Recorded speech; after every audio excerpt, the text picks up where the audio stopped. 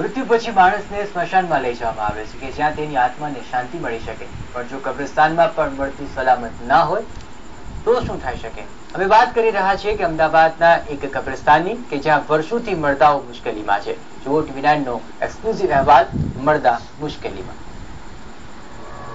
सो रहे थे हम आराम से अपनी मजार पर कफन ओढ़कर, न जाने किस कमबख्त ने उन्हें हमारा ये पता भी बता दिया।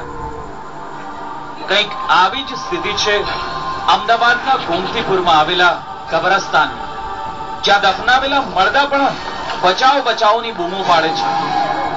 શરીર છોડીને મોતની ચાદર ઓઢ્યા પછી પણ મરદાઓને કબરમાં શાંતિ નથી. આ પાક જગ્યા પર કબજો જમાવ્યો છે નાપાક લોકોએ, જેને કારણે કબરમાં સૂતેલા મરદા પણ मुश्किल मुकाया है। ये पेटिशन फाइल होने से पहले मैंने वहाँ का विजिट किया था, कब्रिस्तान का। वहाँ जाकर मैंने देखा कि गाय भैंस चरी हैं, लोग शराब पी रहे हैं, जुआ खेल रहे हैं। ये सब मुझे ठीक नहीं लगा, ये देख के बहुत दुख हुआ। तो मैं और ये जो मुस्लिम कम्युनिटी के लोग हैं ना, उनको उनकी फीलिंग्स को बहुत ठेस लगी है ये सब देख के। દુનિયાથી અલિપ્ત થઈ કોઈ આરામ ઝંખી રહ્યું છે, ત્યાં બીજી તરફ એ જ મઝાર પર બેસીને કોઈ દુનિયાદારી છોડીને નશાના કશ પર કશ લગાવી રહ્યું છે. અહીં કોઈની કબર પર બેસીને પીવાય છે ચરસ અને દારૂ, કોઈના મળદા પર બેસીને રમાય છે જુગાર. TV9 ની ટીમે કર્યો આ કૌભાંડનો पर्दाफाश। यहाँ पर जब मुझे पता चला, मैंने आके जगह देखी तो यहाँ पर बकरियां पल जा रही हैं, गाय भैंस पल रहे हैं, कोई चरखा चला रहा है, कोई जुगाड़ खेल रहा है, उन्होंने बहुत से लोगों ने कब्जे कर रखे हैं घरों में। तो इस तरह से प्रॉब्लम ये आ जाए कि जो मुर्दे हैं एक तो उनको शांति हो रही है।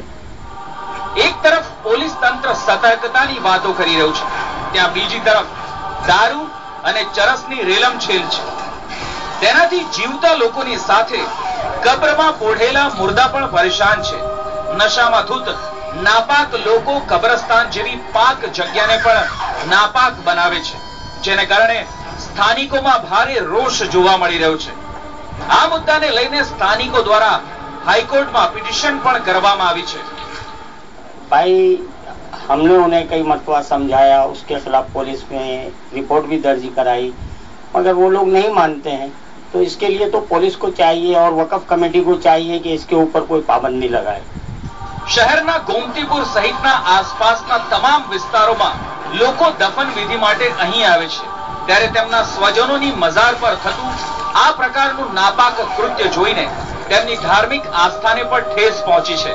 ત્યારે સવાલ અહીં એ થાય છે કે કબ્રમાં સૂતેલા મરદાને આવા નાપાક તત્વોથી ક્યારે છુટકારો મળશે અને ક્યારે મળશે તેમની રૂહને શાંતિ. નાપાક તત્વો દ્વારા કબ્રસ્તાનની આ હાલતને જોતા માત્ર એટલું જ કહીશ કે કહે છે શેખ મસ્જિદમાં નથી રહેમાન દેખાતો, પુરોહિતને મંદિરમાં નથી ભગવાન દેખાતો, ખુદાઈ તત્વ સંસારમાં રહે સી રીતે નથી ઇન્સાનની સુરતમાં જ ઇન્સાન દેખાતો. કેમેરામેન અંકિત વ્યાસ સાથે ભદ્રેશ મિસ્ત્રી, TV9। અવ્વલ હોય છે. જી હા, ઇન્ટરનેટ સર્ફિંગમાં અમદાવાદ, હૈદરાબાદ અને બેંગાલુરુને પણ પાછળ છોડી દીધું છે. તેમાં પણ અમદાવાદ